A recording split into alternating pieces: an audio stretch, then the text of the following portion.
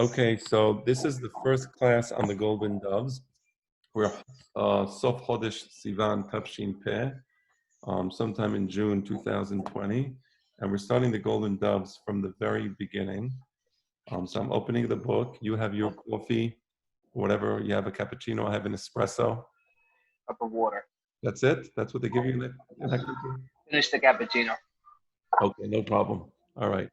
So let's go. Ena cappuccino ikar ela hasefer ikar. Oh, okay.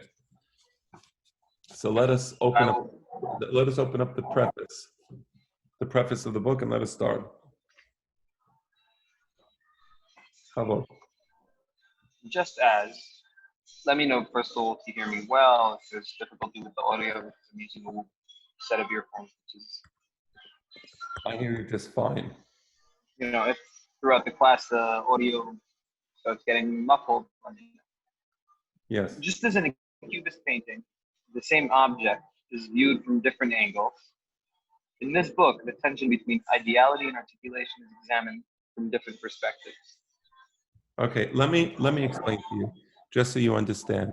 Cubism is a type of art. It's a style of art.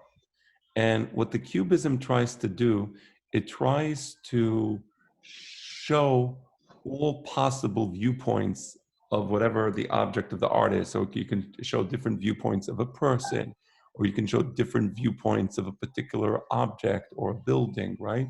And I will actually share a screen with you of a Cubist painting, okay?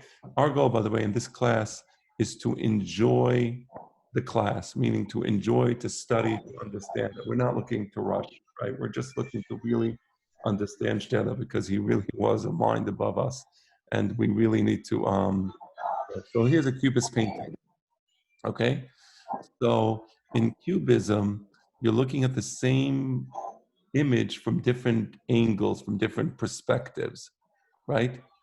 I don't know if that's useful, but let me tell you a little more about Cubism, and then we can continue in our in reading Shtela. So now, the reason it's called Cubism is because in the artwork, they make it out of cubes or geometrical shapes. And you heard of Pablo Picasso? Pablo Picasso was the main guy who started Cubism, right? He's the one who started Cubism. So so that's what Cubism is. So you're looking at the same object from different angles. Okay, is that useful? Yeah. Okay. Significantly, the rabbis compared God's revelations. In this book, my mistake. In this book, there is always, and this is the subject of the book, and this is like the yesod, the heart of the book. What is the book about? So you have articulation, you have speech, and you have ideality, you have the thought, right? And speech never perfectly reflects thought. There's always a tension between what you're thinking and what you say, right? So that tension between articulation and speech is the subject of the book. How is that related to Cubism? How is that related to Cubism? Because in Cubism, the idea of Cubism is you can never really get the object objectively on a piece of paper. So all you can do is show different angles of the object. And the more angles of the object you show, the more you can convey, the artist can convey to the viewer what he sees and what he perceives and what he thinks. You understand the relationship between Cubism on the one hand and the tension between articulation and ideality on the other hand, right? That's what this book is about. How about? Significantly, the rabbis compared God's revelation at Sinai to a multifaceted mirror, which could reflect its subject from every side. That's fascinating, Mamash. That's what's so brilliant about this book. So you take something like Cubism, and here you see the idea of thinking. What do the Hachamim say? The Hachamim say that when God revealed himself at Sinai, meaning revealed his words actually at Sinai, that's like a mirror which has different faces, and it reflects the object from different angles.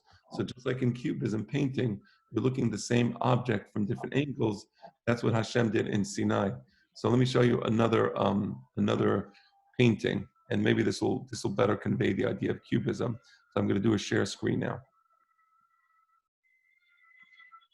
So if you look here, where I'm pointing, you see the green eye? That's because you're looking at the person from panim el panim.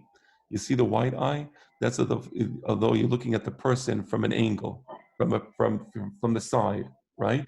So you're looking at the same person from different sides. So in Har Sinai, the Chachamim, they said that there was a multifaceted mirror looking at whatever Hashem was revealing from different angles, because you can never capture Hashem, chas v'shalom, of course you can't capture Hashem. So all you can do is show different things from different angles, and then you can put it together and get a new meaning, okay? Mhm. In the same fashion, the rabbis compared Yehuda's speech, in other words, Yehuda to Yosef, Yeah. to a revolving sphere that reflected the subject from every angle. It's interesting, Yehuda specifically. I'd like to hear why Yehuda. Because the Chachamim say that the speech of Yehuda to Yosef, Vayigash elav Yehuda, that speech was the greatest speech ever. It was such a great speech that the Malachim came down to listen to Yehuda trying to persuade Yosef. So it's considered the greatest speech in the Torah. I think Shtada mentioned in one of his classes that there was a great English thinker who said that this was the greatest example of rhetoric ever. So that's why. So the speech of Yehuda, what they're saying was, it's really amok. Think of this, Joey. Yehuda has something really important he wants to tell Paro. There's an amazing story here. And if only Paro can know the emet, what Yehuda is thinking, Paro or Yosef would let Binyamin go free, right? Because it's such an incredible story. Of course he would let him go free. But the question is, how do you transfer what's in Yehuda's mind, transfer it to Yosef's mind? You can't. It's impossible. Because Yosef, Paro, whatever, whoever he is, didn't experience all these things. At least Yehuda doesn't know that he did. So all that you can do is you can try to capture different angles of the story in the hope that the listener, Yosef, will be able to put together a new picture, a new reality, and understand how important it is that Binyamin go back to his father. You see the omek of the inyan? Right? I believe so. Chavod. Referring to Proverbs 25:11, which we should open, the rabbi said, just as a revolving sphere reflects a subject from every side, likewise, when Yehuda spoke to Yosef, his words could be seen from both sides. I'm going to open 1 second with the surah. On. Thank God for Safari. I can share it with you. Sadda. Yes. Also good. Okay. And the shared screen is the shared screen seen on the recording, you think? Yes, it is. Of course. All the time. Okay. Zahav. Maskiyot kasef. Dabar dabur al ofna. Okay, so you have the tipuchei zahav, which is a beautiful ornament. It's a gold apple, right? And then surrounding the tipuchei zahav is a mesh of silver. Now, the mesh of silver, I'm just going to mute you while I'm talking. I'm just going to mute you.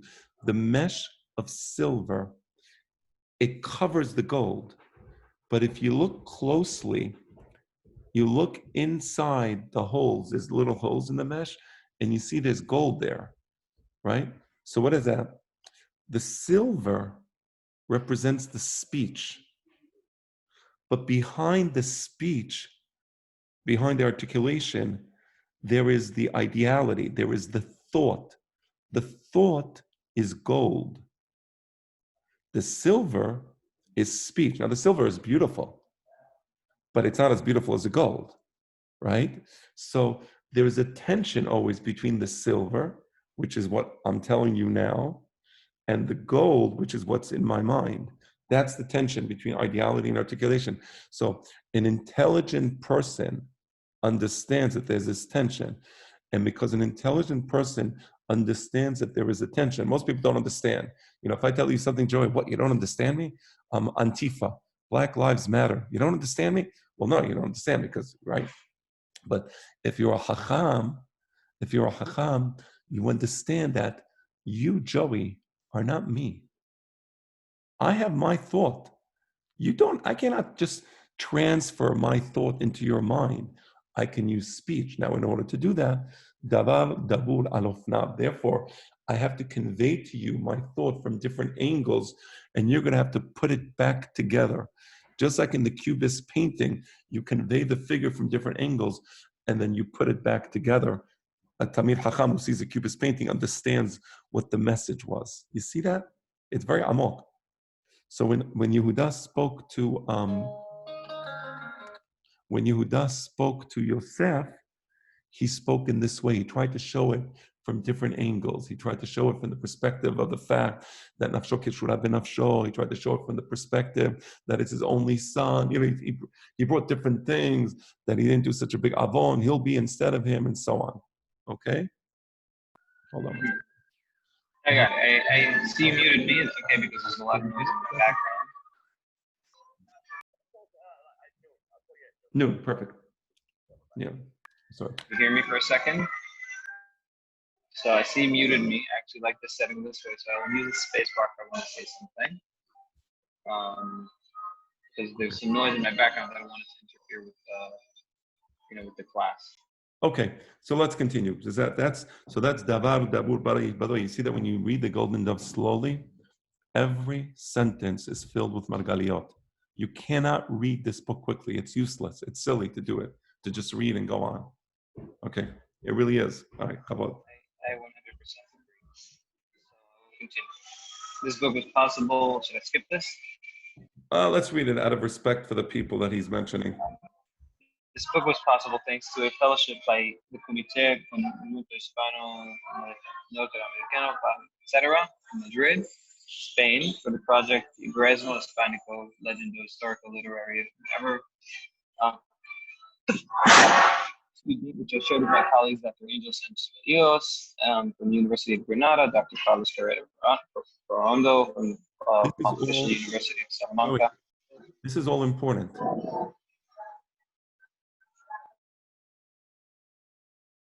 I'm sorry, can you hear me?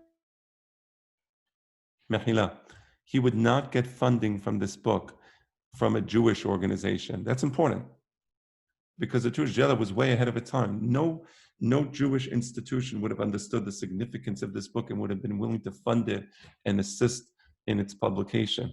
He needed to go outside the Jewish community, ironically, to Granada, Spain, to Eres Avotenu, to the University of Granada and other places like that, Salamanca, to do this book. That itself is telling. That tells you a lot about the book and about Shtela. Yes, by the way, one of the objectives of this class, inshallah, I would like to be, hey, those are the cups I bought. I believe that's the cup you're drinking from as well. Yes. You can have an espresso, enjoy it. So one of the objectives of this class that we're having now, I would like to be the Spain, I mean, Sfarad. It's not.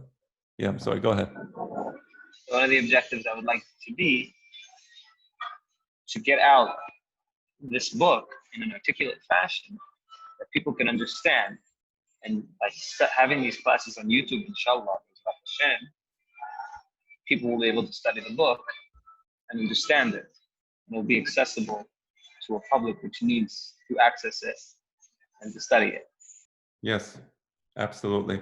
Absolutely correct. Okay.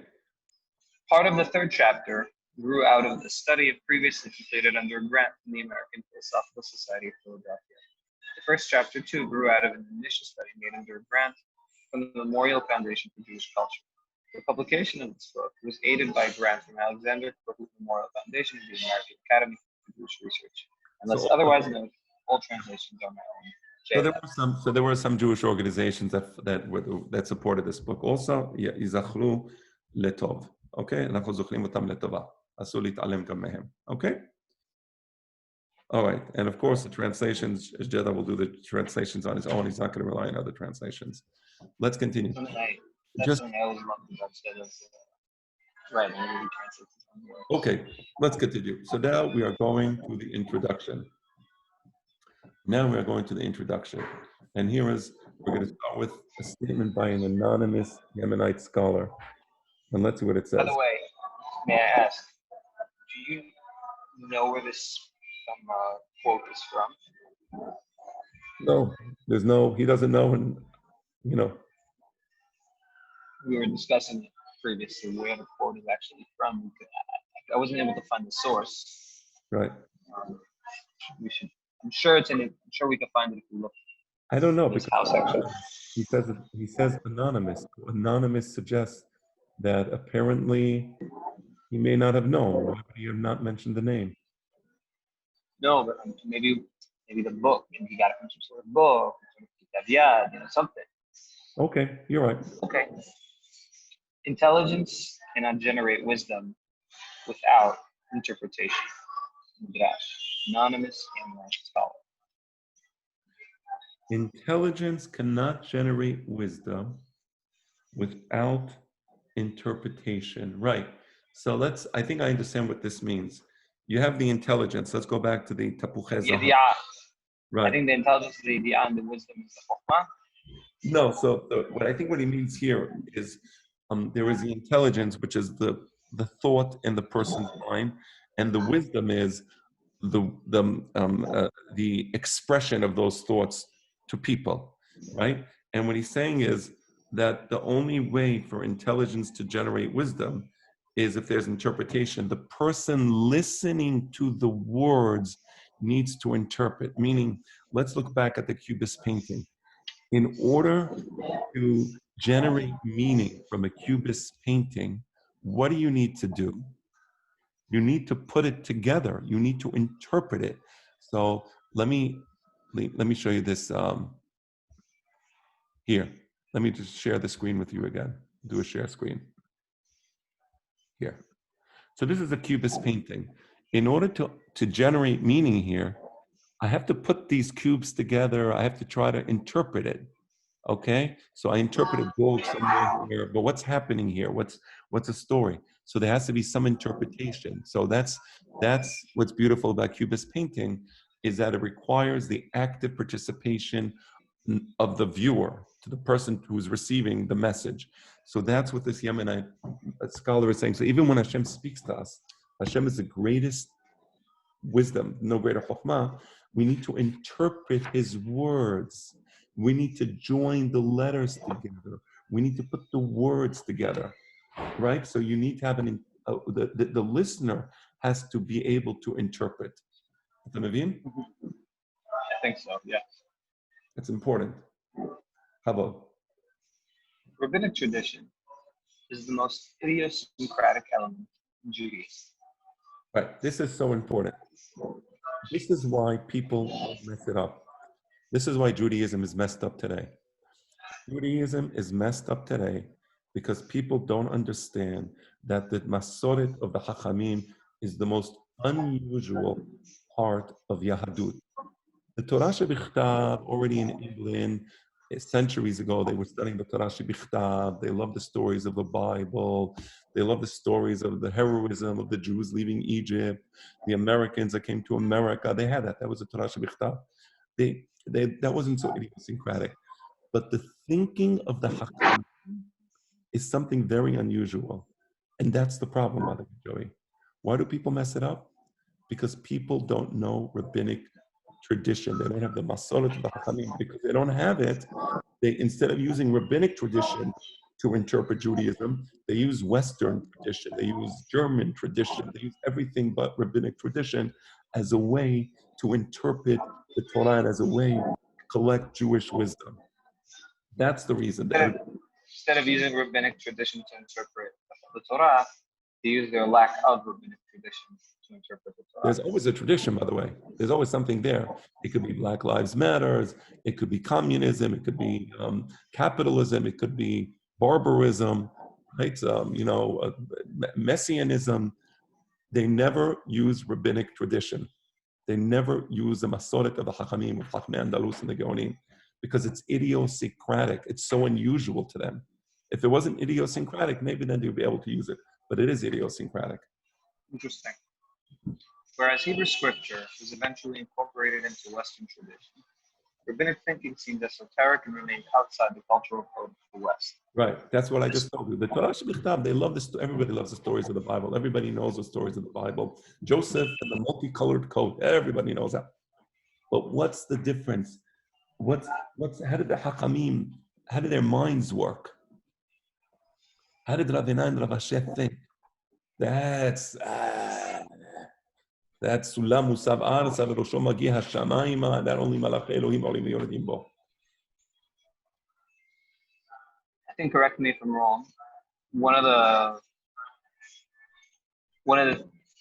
Deda's like main ideas, especially in his book The Shadow of History, was to show how, in fact, this tradition ended up having an effect on Western tradition, that Western tradition knowing it. And the Hiddush in the Golden Dove is that actually Western tradition holds in it a lot of tools to understanding rabbinic tradition without even having known that that's from rabbinic tradition. Yes, yes. But the important point is, and just look at the last sentence, the rabbinic thinking is outside the cultural code of the West. What does it mean it's outside the cultural code of the West? So let me explain that to you, because I want you to understand that. That's very important. You have a dog. So you say, how do you say dog? Oh, kelev. It's kelev, pero is a dog. I can understand that. That's part of my thinking. Or you have, for example, cold. Frio.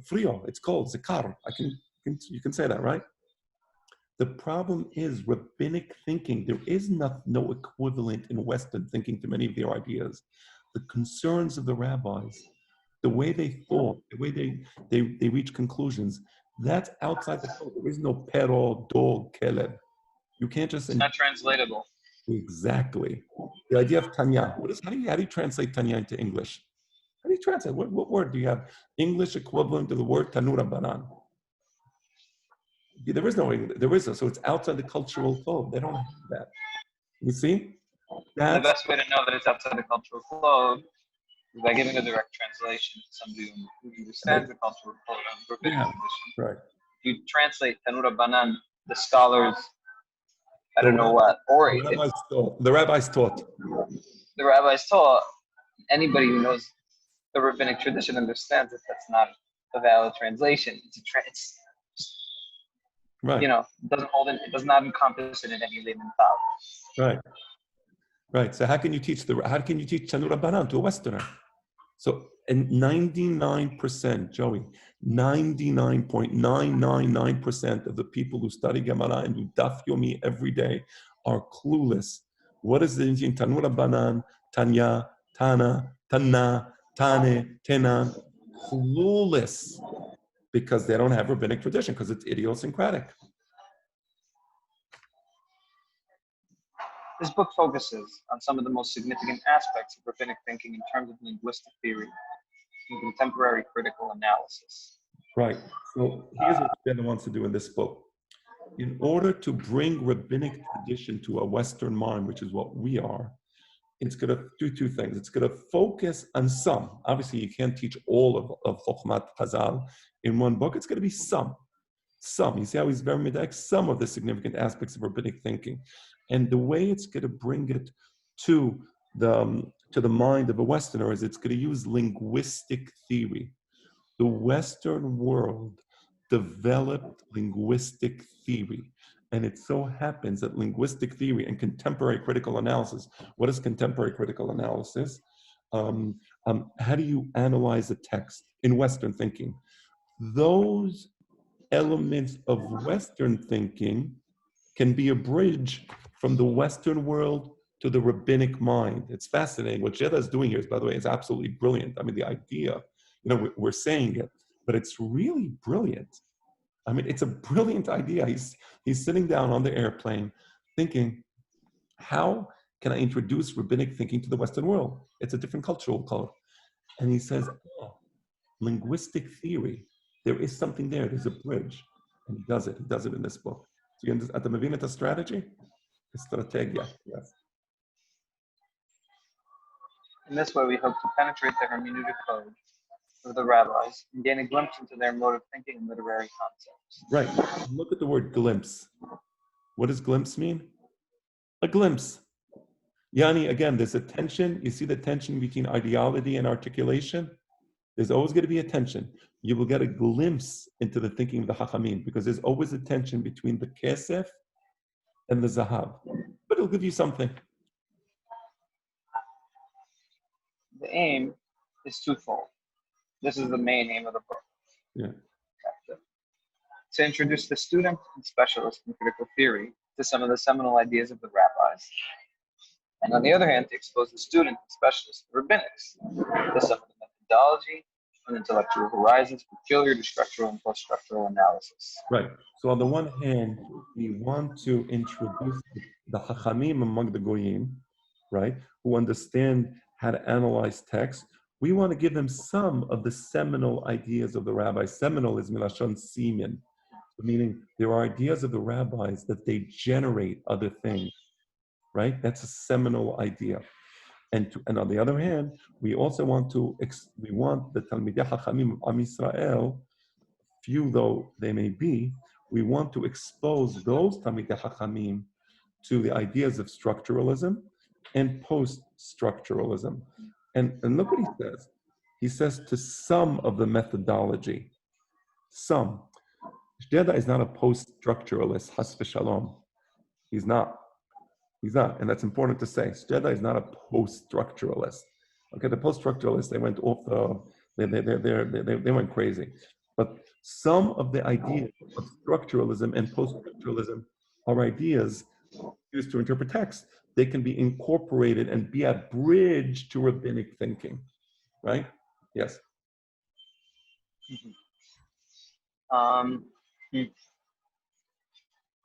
As will be seen, both these fields benefit from learning from each other's endeavors. Beautiful. Right. Is it okay if we stop here? Unfortunately, You're in the army. Yeah. So. Without elaborating. Yeah. So we will. Maybe. First of all, I think the recording we could finish here. I'll stop it. Yeah, I'm gonna press stop. Hold on.